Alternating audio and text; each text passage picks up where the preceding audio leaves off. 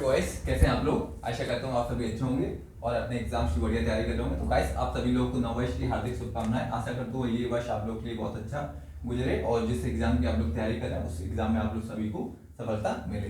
तो आज हम लोग देखेंगे कि हम लोग आर्टिकल जो हम लोग ने आर्टिकल 18 तक कंप्लीट कर लिया था, आर्टिकल 19 से आज हम लोग शुरुआत करेंगे।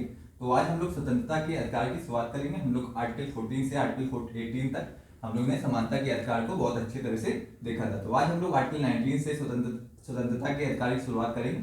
और बस एक आप लोग से रिक्वेस्ट है कि आप लोग अगर आपको एग्जाम में निराशा मिलती है तो आप लोग बिल्कुल निराश ना होइए, आप लोग बिल्कुल हार्डवर्क करिए और कंसिस्टेंसी को फॉलो करिए, तो आपको जरूर एग्जाम में सफलता मिलेगी। तो आप लोग को बस एक चीज फॉलो करनी है,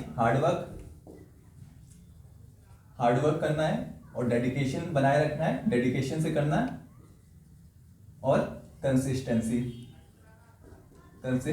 तो ये तीन चीजें अगर आप लोग अपने एग्जाम में फॉलो करेंगे तो आप लोग को बिल्कुल ही सफलता मिलेगी। यदि आप लोग को एक दो एग्जाम में निराशा हुई है तो आप लोग बिल्कुल भी निराश ना होइए। आप लोग बस अपना हार्डवर्क और डेडिकेशन और कंसिस्टेंसी के साथ आप लोग अपने एग्जाम की तैयारी करिए, आप लोग को जरूर सफलता मिलेगी। बस इसका हिंदी में देखते हैं, हम 2 से 4 कर देंगे, हम 2 से 4 कर देंगे। यदि आप लोग अभी 2 गुना मेहनत कर रहे हैं तो बस 4 गुना मेहनत कर दीजिए, आप लोग को अपने एग्जाम में जरूर सफलता मिलेगी। तो ये हो गया हार्डवर्क, डेडिकेशन और कंसिस्टेंसी। तो ये बहुत इंपॉर्टेंट है। यदि आप लोग कंसिस्टेंसी आप लोग बनाए रखते हैं अपनी पढ़ाई में तो आप लोग को सफलता जरूर मिलेगी। तो आज हम लोग शुरुआत करते हैं कि स्वतंत्रता के अधिकार का जो प्रावधान है वो किस आर्टिकल में किया गया है। तो आज हम लोग शुरुआत करते हैं स्वतंत्रता के अधिकार। तो अभी तक हम लोग ने कौन कौन से अधिकार देखे हैं। समानता का अधिकार देख चुके हैं। ये कौन से आर्टिकल में, आर्टिकल 14 से आर्टिकल 18। तो आज हम लोग स्वतंत्रता के अधिकार की शुरुआत करेंगे। स्वतंत्रता के अधिकार की शुरुआत करेंगे। तो ये हो गया पहला आर्टिकल। हम लोग ने पहले जब हम लोग ने मौलिक अधिकारों की शुरुआत की थी तो उसमें हम लोग ने बताया था कि 6 प्रकार के मौलिक अधिकार होते हैं। तो पहला मौलिक अधिकार समानता का अधिकार होता है, उसे हम लोग ने कंप्लीट कर लिया। तो आज हम लोग शुरुआत करेंगे स्वतंत्रता के अधिकार की। तो इसका कहां से कहां तक उल्लेख है, आर्टिकल 19 से आर्टिकल 22 तक इसका उल्लेख है।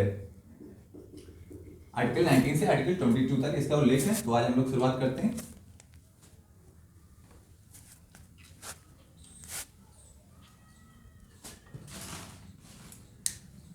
स्वतंत्रता के अधिकार का अधिकार। तो ये समानता और स्वतंत्रता का अधिकार ये सबसे इंपॉर्टेंट अधिकार हैं जो आपके एग्जाम में पूछे जाते हैं। तो मैक्सिमम क्वेश्चन आर्टिकल 14 से 18 तक आते हैं या फिर 19 से 22 तक सारे क्वेश्चन पूछे जाते हैं। तो आप लोग को ये दोनों आर्टिकल अच्छी तरह से समझने सो दैट आपको एग्जाम में कोई भी दिक्कत ना हो। एक मिनट गाइस,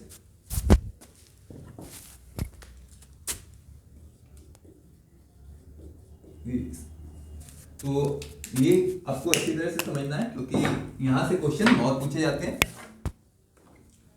तो हम लोग इसमें देखते हैं, पहले हम लोग पढ़ेंगे क्या क्या। तो आर्टिकल 19 आज हम लोग क्या क्या पढ़ेंगे उसे देख लेते हैं। Article 19 A first sub clause A. तो ये पहला आर्टिकल हम लोग पढ़ेंगे। उसके बाद हम लोग article 19 first sub clause B. फिर उसके बाद हम लोग तीसरा पढ़ेंगे article 19 first sub clause C. तो इस तरह से 6 आर्टिकल हैं इसमें। चौथा क्या होगा, article 19 first sub clause D.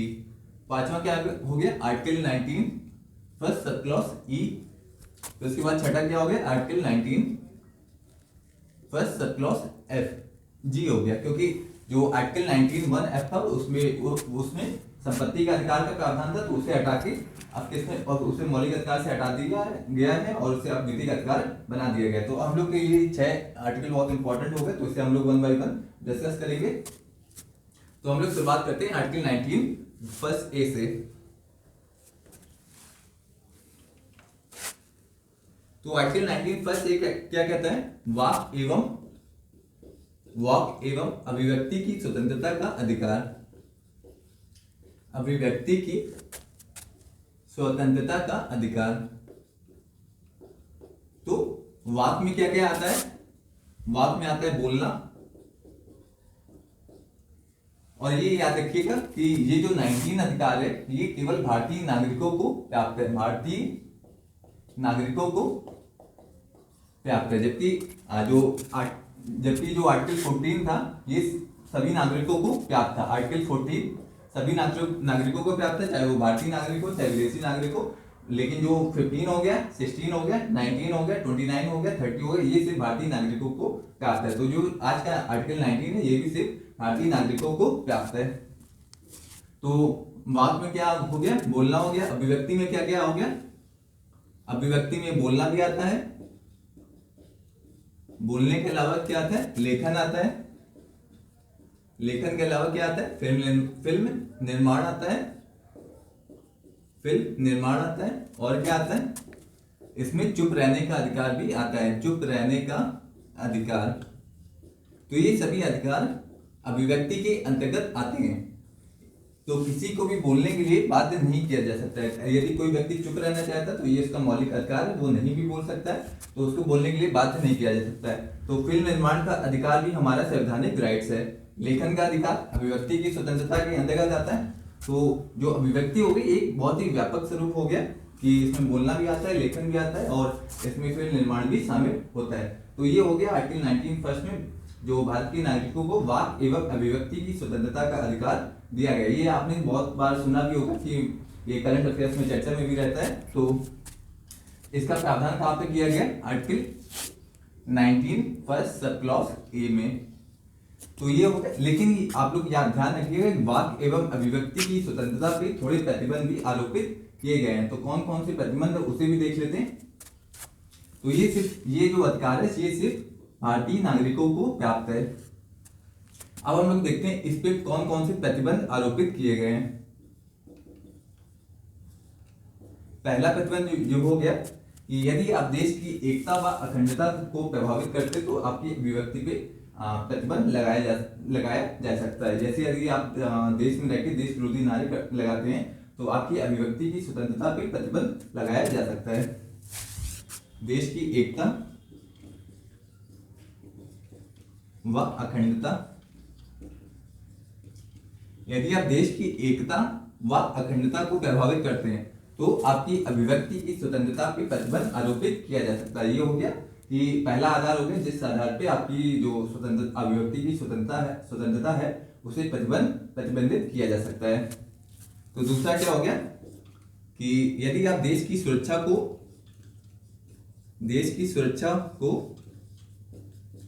खतरा पहुंचाते हैं, देश की सुरक्षा को खतरा पहुंचाते हैं तो आपकी अभिव्यक्ति की स्वतंत्रता पे प्रतिबंध लगाया जा सकता है। ये तीसरा हो गया। दूसरा हो गया। तीसरा क्या हो गया, यदि आप न्यायालय के निर्णय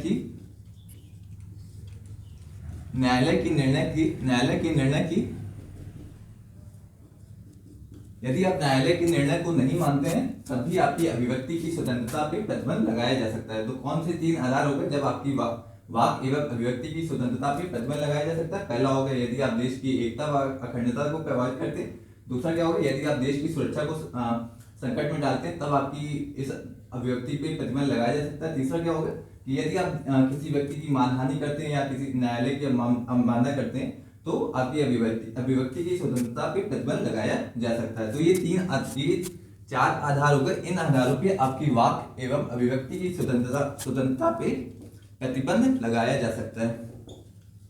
तो ये चार आधार हो गए। कौन से हो गए, देश की एकता अखंडता, देश की सुरक्षा, न्यायालय के निर्णय की आलोचना करना या उसको ना मानना। चौथा क्या हो गया, मानहानि। यदि आप किसी व्यक्ति की मानहानि करते हैं तो इन आधारों पे आपके वाक एवं अभिव्यक्ति की स्वतंत्रता पे प्रतिबंध लगाए जा सकते हैं। तो ये हो गया आपका article 19 first sub clause A. तो इसे आप लोग नोट डाउन कर लीजिए। तो वाक में केवल बोलना आता है, लेकिन अभिव्यक्ति में क्या आता है, बोलना भी आता है, लेखन भी आता है, फिल्म निर्माण भी आता है, चुप रहने का अधिकार भी आता है। तो ये हो गया वाक एवं अभिव्यक्ति की स्वतंत्रता का प्रावधान article 19 first sub clause A में दिया गया है। तो मोस्टली क्वेश्चन यहीं से पूछा जाता है कि आपके एग्जाम में ये बहुत ज्यादा, इससे क्वेश्चन बहुत ज्यादा आते हैं। तो ये आर्टिकल आपको याद रखना है और ये भारतीय नागरिकों को प्राप्त है, भारतीय नागरिकों को प्राप्त है। और इस पर थोड़े प्रतिबंध भी आरोपित किए गए। ये एक निरपेक्ष नहीं है, ये एक सापेक्ष अधिकार है। सापेक्ष अधिकार का मतलब क्या है? इस पे प्रतिबंध आरोपित किए जा सकते हैं। तो अब हम लोग आते हैं, ये पहला 19 सब क्लॉज ए पढ़ लिया हम लोग ने।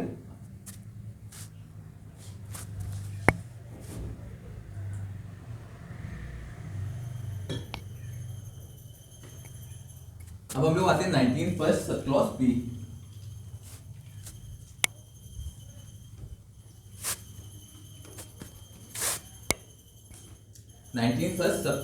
सब क्लॉज बी। तो इसमें क्या प्रावधान किया गया कि शांतिपूर्ण एवं निरायुध सम्मेलन की स्वतंत्रता, निरायुध सम्मेलन की स्वतंत्रता। तो इसका मतलब क्या हो गया? बिना हथियारों के, तो शांतिपूर्ण क्या होगा? आप एक शांतिपूर्ण तरीके से कहीं भी इकट्ठा होकर एक सम्मेलन कर सकते हैं बिना हथियारों के। कोई भी हथियार लेके आप सम्मेलन नहीं कर सकते हैं। और जैसे आप लोगों ने देखा होगा कि जंतर मंतर पे लोग धरना देते हैं, प्रदर्शन देते हैं, तो ये उनका संवैधानिक राइट्स है। वो संविधान के तहत धरना भी दे सकते हैं, प्रदर्शन भी कर सकते हैं। तो सम्मेलन में क्या क्या हो गया? धरना शामिल हो गया, प्रदर्शन शामिल हो गया, धरना शामिल हो गया, प्रदर्शन शामिल हो गया, सभा हो गई। तो ये सभी अधिकार नागरिकों को कहां से मिले हुए? ये संविधान से नागरिकों को धरना करने का अधिकार मिला हुआ है, प्रदर्शन करने का अधिकार मिला हुआ, और कोई सभा करने का अधिकार मिला हुआ है। जैसे आपने देखा होगा जंतर मंतर पे लोग धरना करते हैं। रामलीला मैदान जो दिल्ली में हो गया, तो वहां पे भी लोग ऐसे अन्ना हजारे का एक आंदोलन हुआ, तो रामलीला मैदान में उन्होंने किया था। तो ये सभी अधिकार हमें संविधान से प्राप्त है, केवल भारतीय नागरिकों को ये अधिकार संविधान से प्राप्त है। तो ये हो गया आर्टिकल 19 सब क्लॉज बी। तो इसमें हड़ताल का अधिकार शामिल नहीं है। हड़ताल का अधिकार, दूसरा पॉइंट क्या हो गया? इसमें हड़ताल का अधिकार शामिल नहीं है। तो हमें हड़ताल करने का अधिकार संविधान से नहीं मिला हुआ है। हमें सिर्फ संविधान से कौन कौन से अधिकार मिले? प्रदर्शन कर सकते हैं, सभा कर सकते हैं, और कोई धरना कर सकते हैं। हम हड़ताल नहीं कर सकते, ये हमारा संवैधानिक राइट्स नहीं है। तो इससे आप लोग को याद रखना है कि हम हड़ताल नहीं कर सकते हैं आर्टिकल 19 सब क्लॉज बी के तहत। तो ये बहुत इंपॉर्टेंट हो गया कि आपको ये भी याद रखना है कि हम article 19 B sub clause B में क्या प्रावधान किया गया है कि शांतिपूर्ण एवं निरायुध सम्मेलन की स्वतंत्रता हमें आर्टिकल 19 सब क्लॉज बी से मिली हुई है। तो इसे आप लोग नोट डाउन कर लीजिए।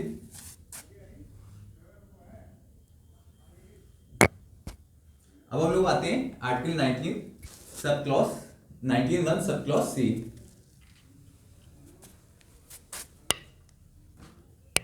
तो इसमें क्या प्रावधान किया गया है कि नागरिकों को संघ व यूनियन बनाने की स्वतंत्रता दी गई है। संघ व यूनियन बनाने की स्वतंत्रता दी गई है। तो जितने भी भारतीय नागरिक हैं वो संघ व यूनियन बना सकते हैं। संघ व यूनियन में क्या क्या शामिल होता है? स्वतंत्रता दी गई है। तो देख लेते हैं संघ व यूनियन में, ये आपको याद रखना है कि संघ व यूनियन में क्या क्या चीजें शामिल होती है। तो संघ व यूनियन में राजनीतिक दल शामिल होते हैं, कोई छात्र संगठन शामिल होते हैं, और एक व्यापारिक समूह भी हो गया। तो इसमें छात्र संगठन हो गए। छात्र संगठन में क्या आपने नाम सुना होगा? एबीवीपी। और दूसरा क्या हो गया कि राजनीतिक दल भी बना सकते हैं। ये अधिकार केवल भारतीय नागरिकों को है। कोई विदेशी नागरिक ना तो राजनीतिक दल बना सकता है, ना तो वो छात्र संगठन भारत में बना सकता है। ये केवल अधिकार भारतीय नागरिकों को है। तो राजनीतिक दल हो गए, ये अधिकार भारत के नागरिकों को संविधान से मिला हुआ है। तो राजनीतिक दल हो गए। व्यापारिक समूह हो गए। व्यापारिक समूह में क्या आया? फिक्की आ गया। फिक्की के साथ एसोचैम आ गया। इधर क्या आ गया? बीजेपी आ गई, कांग्रेस आ गई, आम आदमी पार्टी आ गई, ये सभी अधिकार भारत के नागरिकों को कहां से मिले हुए, ये संविधान से भारत के नागरिकों को ये अधिकार मिले हुए। फिर की के बाद एसोचैम आ गया, एसोचैम आ गया। तो ये संघ व यूनियन बनाने की स्वतंत्रता article 19 first sub clause C से मिली हुई है। इसमें क्या क्या आता है, छात्र संगठन हो गया, राजनीतिक दल हो गया, व्यापारिक समूह हो गया, और हम लोग क्लब को भी शामिल कर सकते हैं। क्लब हो गया जैसे प्रेस क्लब ऑफ इंडिया हो गया, प्रेस क्लब ऑफ इंडिया। तो ये सभी अधिकार भारत के नागरिकों को संविधान से मिले हुए। छात्र संगठन बनाने की स्वतंत्रता, राजनीतिक दल बना सकते हैं, व्यापारी समूह बना सकते हैं, प्रेस क्लब ऑफ इंडिया का निर्माण कर सकते हैं। इसका हमें संवैधानिक राइट मिला हुआ article 19 first sub clause C के अंतर्गत। तो ये हो गया आपका article 19 first sub clause C. अब हम लोग आते हैं article 19 first sub clause D. तो आज हम लोग ये चौथा हम लोग आर्टिकल पढ़ने जा रहे हैं, इसे आप लोग नोट डाउन कर लीजिए। और ये आप लोग याद रखिएगा, 15 हो गया, 16 हो गया, 19 हो गया, 29 हो गया, 30 हो गया। ये अधिकार केवल भारतीय नागरिकों को प्राप्त है, भारतीय नागरिकों को प्राप्त है। ये अधिकार विदेशी नागरिकों को प्राप्त, विदेशी नागरिकों को प्राप्त नहीं है। तो इसे आप लोग याद रखिएगा। ये बहुत ही आर्टिकल जो 19 है ये आपके एग्जाम के लिए सबसे इंपॉर्टेंट है। आर्टिकल 19 और आर्टिकल 21 यहां से क्वेश्चन बहुत पूछे जाते हैं, तो इसे आप लोग ध्यान से समझिएगा। इस चैनल पे हम लोग GS2 का पूरा सिलेबस कंप्लीट करेंगे। ये हो गया हम लोग का पॉलिटी चल रहा है, पॉलिटी के बाद हम लोग IR पे आएंगे, IR के बाद हम लोग अंतरराष्ट्रीय जो पॉलिटिकल साइंस का जितना भी बचा हुआ सिलेबस है उसे कंप्लीट करेंगे। तो आप लोग इस चैनल को सब्सक्राइब कर लीजिए। अब हम लोग आते हैं आर्टिकल 19 फर्स्ट ई।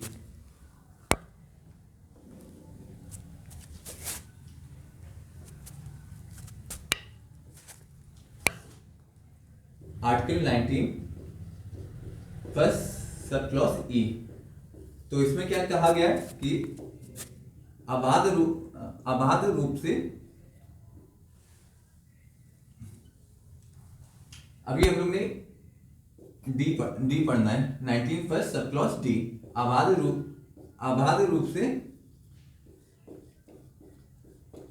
रूप से भ्रमण की स्वतंत्रता, ये हम लोग का चौथा आर्टिकल है। तो article 19 first sub clause D, अबाध रूप से भ्रमण की स्वतंत्रता। तो इसका मतलब क्या हो गया, अबाध का मतलब क्या है, बिना बाधा के, बिना बाधा के आप भारत का कोई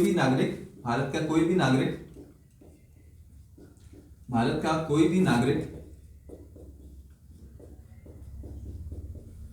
एक राज्य से, ये हो गया एक राज्य, ये दूसरे राज्य हो गया, तो एक राज्य से दूसरे राज्य और दूसरे राज्य से किसी तीसरे राज्य में बिना बाधा के जा सकता है। उसके आने जाने पे किसी भी प्रकार का कोई प्रतिबंध नहीं होगा, कोई राज्य अन्य राज्य के निवासियों को आने जाने से मना नहीं कर सकता है। तो ये हो गया कि एक जो भारत के नागरिक हैं वो पूरे भारत में बिना बाधा के आ जा सकते हैं, कहीं भी घूम सकते हैं, उनपे किसी भी प्रकार का प्रतिबंध आरोपित नहीं किया जा सकता है। तो ये हो गया एक राज्य हो गया, यहाँ से दूसरा राज्य हो गया, इनके आने जाने पे किसी भी प्रकार का कोई प्रतिबंध नहीं होगा। तो अभी हम लोग सिर्फ आर्टिकल को पढ़ेंगे, इनके कुछ अपवाद भी है तो उसको हम लोग आने वाले लेक्चर्स में भी डिस्कस करेंगे कि इनके क्या प्रतिबंध है, किस आधार पे आने जाने के जो आवागमन को रोका जा सकता है, तो उसे हम लोग अगले लेक्चर में भी देखेंगे। तो ये हो गया बिना बाधा के भारत में कोई भी नागरिक एक राज्य से दूसरे राज्य में जा सकता है, पूरे भारत में कहीं भी भ्रमण कर सकता है, उसको किसी राज्य से कोई राज्य आने जाने से किसी व्यक्ति को रोक नहीं सकता है। तो ये हो गया article 19 first sub clause D. अब हम लोग आते हैं article 19 first sub clause E पे।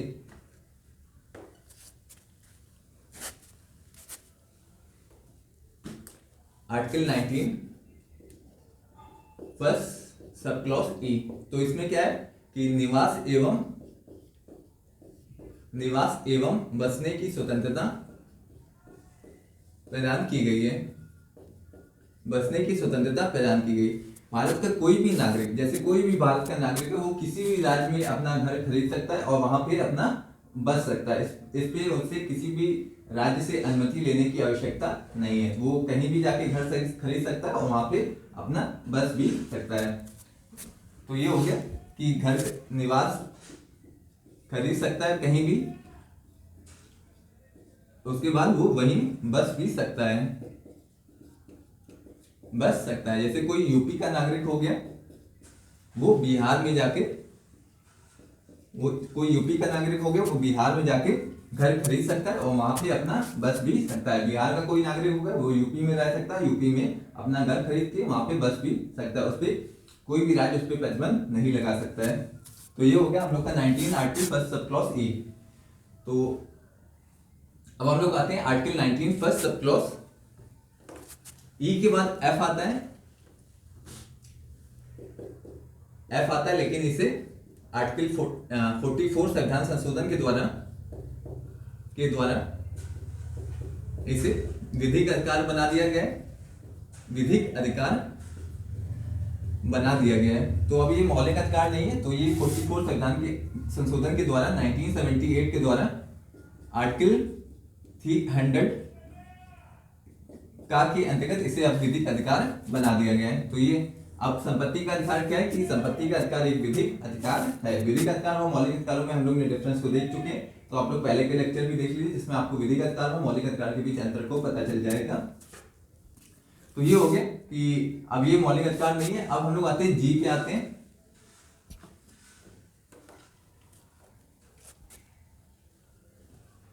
आर्टिकल 19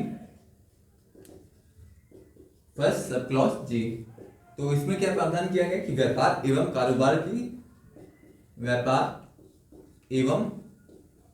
कारोबार की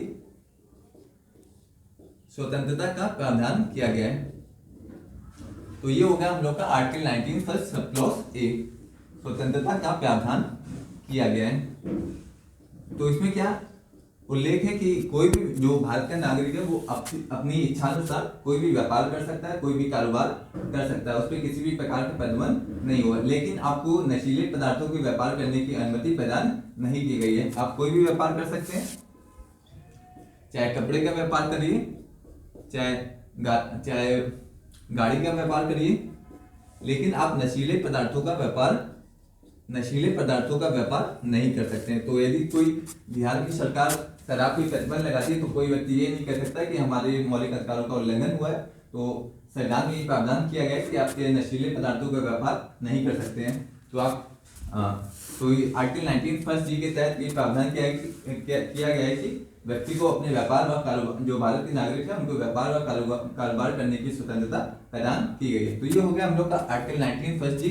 और तो ये आज का हम लोग का 19 फर्स्ट आर्टिकल पूरा कंप्लीट हो गया। इस पे थोड़े अपवाद भी हैं, तो उसे हम लोग नेक्स्ट लेक्चर में देखेंगे कि उस पे क्या क्या अपवाद हैं। तो गाइस, जो पहली बार इस चैनल को देख रहे हैं, इस चैनल को सब्सक्राइब करिए, शेयर करिए अपने दोस्तों के साथ और बेल आइकन पे जरूर प्रेस कर दीजिए, इससे आने वाली वीडियोस का नोटिफिकेशन आप सभी को मिल सके। तो इसको आप लोग याद भी ऐसे रख सकते हैं कि अभिव्यक्ति के लिए लोग एकजुट सम्मेलन कर सकते हैं। जैसे किसी को अभिव्यक्ति करना है तो वो सम्मेलन कर सकता है, सम्मेलन करेगा तो बाद में वो अपनी पार्टी बना सकता है। जब पार्टी बनाएगा तो वो अपना भ्रमण भी कर सकता है। जब पार्टी बनाएगा तो पार्टी का प्रचार करना पड़ेगा, तो उसके लिए वो भ्रमण करेगा। जब भ्रमण करेगा तो राज्यों में निवास की आवश्यकता भी पड़ेगी, अब जब निवास करेगा तो उसको व्यापार अपने जो जीविका को चलाने के लिए व्यापार भी करना पड़ेगा। तो ऐसे आप लोग को याद भी हो जाएगा कि अभिव्यक्ति के लिए पहले लोगों को एकजुट बुलाना पड़ेगा किसी स्थान पे। जैसे अभी अन्ना हजारे को कुछ बताना है तो उन्हें जंतर मंतर में सबको एकजुट करना पड़ेगा। जंतर मंतर में सब एकजुट होंगे तो उसके बाद अरविंद केजरीवाल पार्टी बना लेंगे, तो यहाँ पार्टी बन जाएगी। पार्टी के बाद अपना पार्टी का प्रचार करेंगे, तो पार्टी का प्रचार होगा। फिर उन्हें पार्टी में जो अन्य राज्यों में अपने मुख्यालय भी बनाने पड़ेंगे। पार्टी के जो मुख्यालय होते हैं तो उन्हें अन्य राज्यों में मुख्यालय भी बनाएंगे, निवास बनाएंगे। उसके बाद वो जहाँ पे रहेंगे उसके बाद वो कारोबार भी कर सकते हैं। तो ये हो गया याद करने का तरीका कि अभिव्यक्ति करेंगे, अभिव्यक्ति के लिए सम्मेलन बुलाना पड़ेगा। जब सम्मेलन एक बार बुलाएंगे तो पार्टी भी बन जाएगी। तो जब पार्टी बनेगी तो उसका प्रचार करना पड़ेगा, इसके लिए घूमना पड़ेगा। और घूमने के बाद जब एक बार घूमेंगे तो आपको निवास की जरूरत पड़ेगी, निवास के साथ साथ कारोबार की भी जरूरत पड़ेगी। तो ये हो गया याद करने का तरीका। तो ये हो गया हम लोग का आर्टिकल 19 फर्स्ट सब क्लॉज हम लोग का आज खत्म हो गया। कल हम लोग अपवाद देखेंगे कि इस आर्टिकल के क्या क्या अपवाद हैं।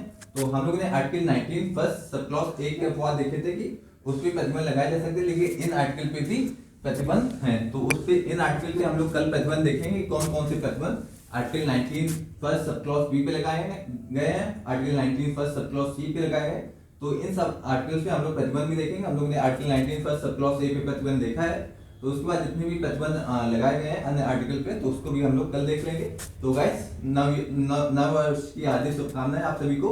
आप सभी के लिए ये वर्ष बहुत अच्छा हो और आप लोग जितने भी अपने एग्जाम्स की तैयारी कर रहे हैं सभी में आपको सफलता मिले। Thank you so much guys.